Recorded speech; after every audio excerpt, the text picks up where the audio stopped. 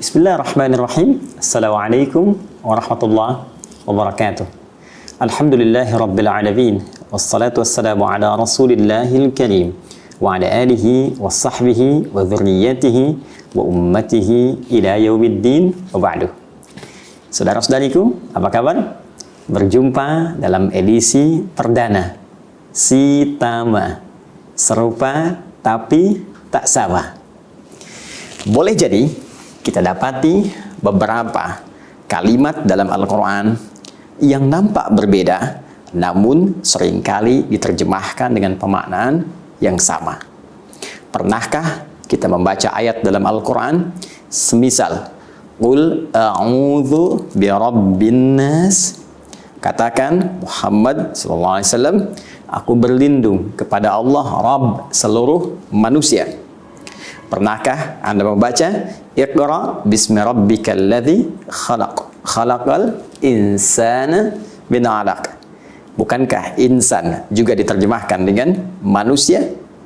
Pernahkah Anda membaca wa ma khalaqtul jinna wal insa illa liya'budun? Bukankah insa di sini diterjemahkan juga dengan manusia? Pernahkah Anda membaca Qul innama ana basyarum mithlukum? Bukankah basyar diterjemahkan juga dengan manusia? Lantas jika terjemahnya serupa, bahkan sama-sama manusia, namun kenapa lafadznya mesti berbeda? Ada basyar, ada insan, ada nas, ada ins. Serupa, tapi lafadznya tak sama. Apa hikmah dibalik penamaan manusia dengan lafaz yang beragam itu? Edisi perdana Sitama akan mengulas hal dimaksud.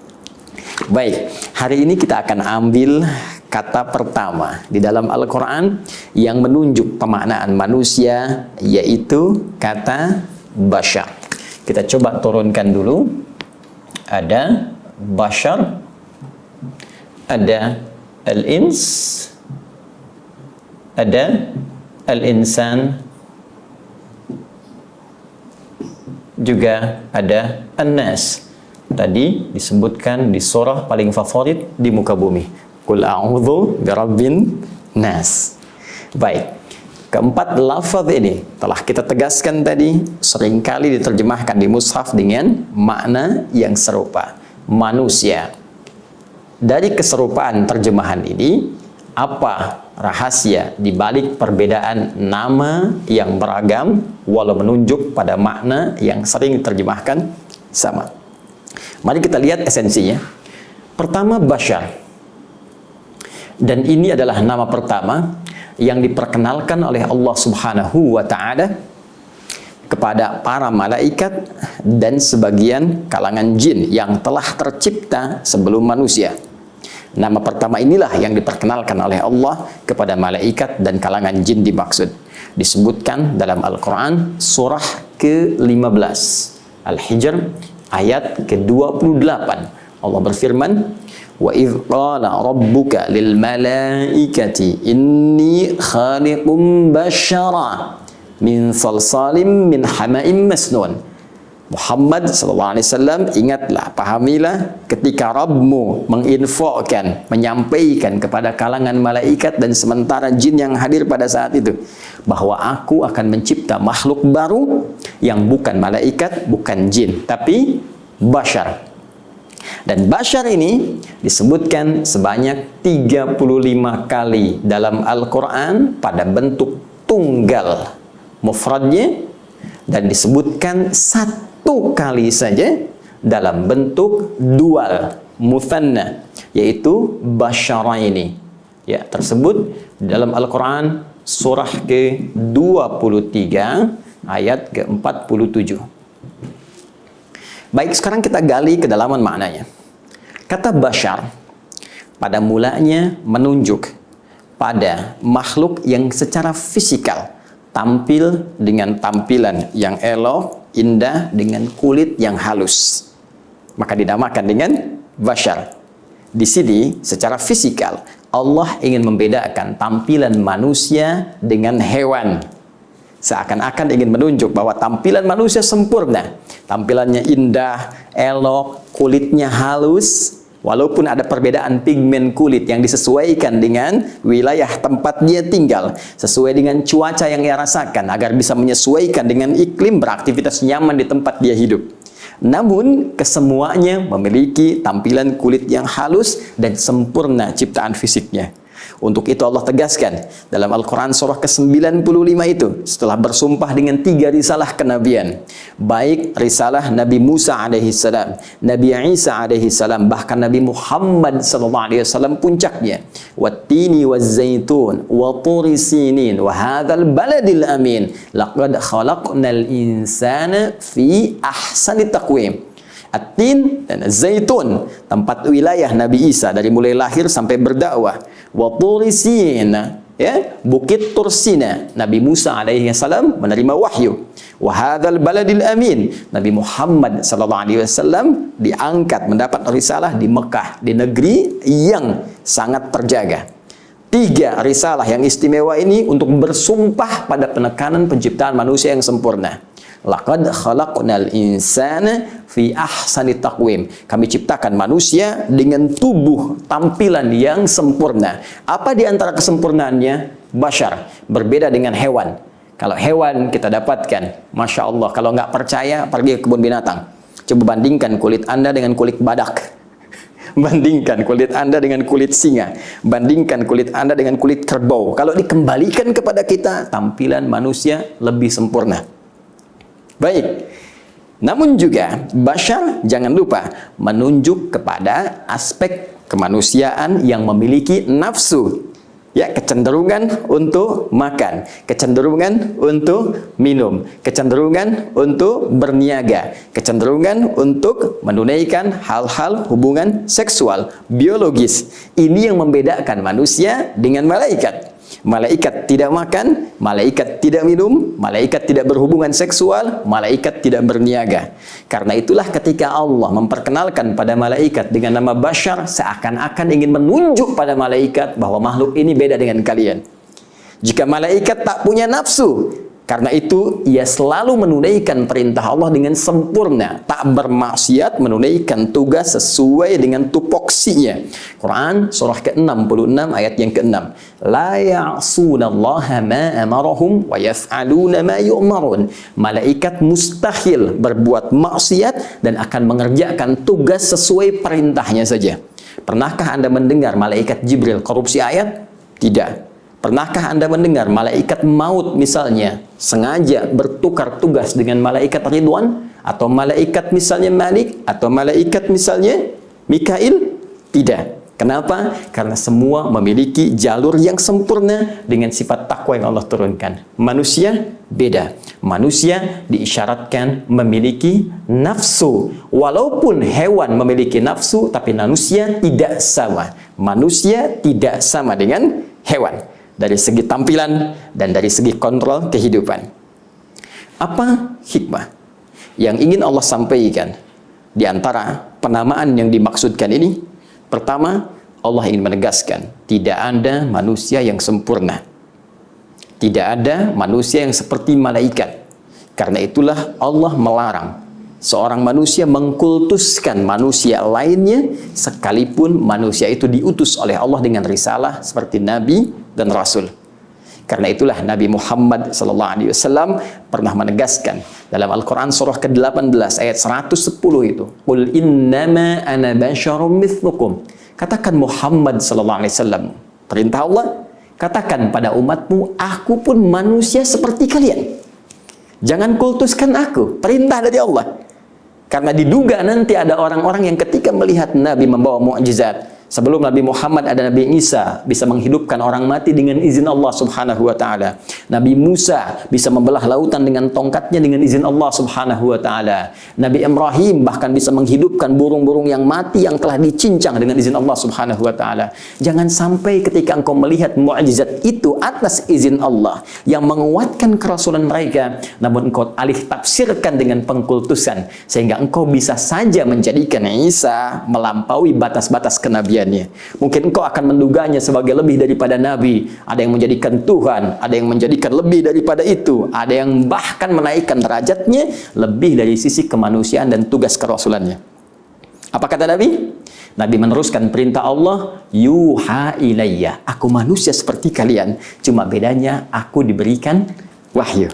Jadi hikmah yang pertama, penamaan Bashar ini memberikan kesan kepada kita bahwa satu, ikuti petunjuk para rasul, tapi jauhi pengkultusan setiap manusia, baik dari kalangan rasul ataupun orang-orang soleh. Bukankah bencana pertama yang menjadikan manusia beralih dari penghambaan kepada Allah Subhanahu wa taala saat sementara kalangan masyarakat mengkultuskan orang-orang soleh? Mari kita lihat Quran surah ke-71, surah Nuh ayat yang ke-23, ketika Nabi Nuh alaihi salam mulai ditugaskan oleh Allah dengan risalah pertama, mengajak kalangan masyarakat untuk kembali kepada Allah, menyembah Allah secara hanif dengan cara yang benar. Maka apa respon mereka ketika mereka menjawab risalah Nuh alaihi salam itu? Wa qalu la tadharunna alihatakum wa la tadharunna wadda wa la suwa'a wa la yaghutha wa ya'uqa wa nasra.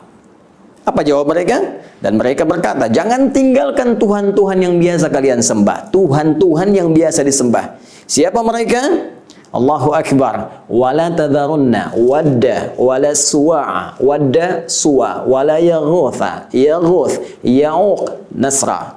5. Bukankah 5 orang ini semula adalah orang-orang saleh, orang-orang baik yang taat beribadah kepada Allah Subhanahu wa taala, namun setelah wafatnya kemudian dikultuskan orang-orang ini lebih daripada makom kehidupan dan penghambaannya kepada Allah.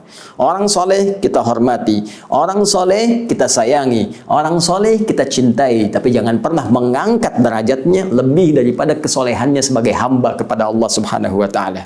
Nabi, Rasul kita sayangi, Nabi, Rasul kita ikuti petunjuknya, namun jangan pernah mengangkat derajatnya melebihi kerasulannya. Mereka semua maksum, dijaga dari maksiat, dijaga dari salah, namun jangan menjatuhkan risalah mereka dengan mengangkat mereka lebih dari statusnya sebagai Nabi dan Rasul. Jangan jadikan mereka Tuhan, lantas Anda mengatakan Rasul tertentu adalah Tuhan. Tidak. Bagian pertama. Dan yang kedua, yang paling indah, kalimat Bashar juga memberikan kesan kepada kita bahwa setiap manusia butuh nutrisi dalam kehidupannya yang akan dipacu oleh nafsu yang hadir dalam dirinya. Bukankah nafsu makan menjadikan kita memburu makanan?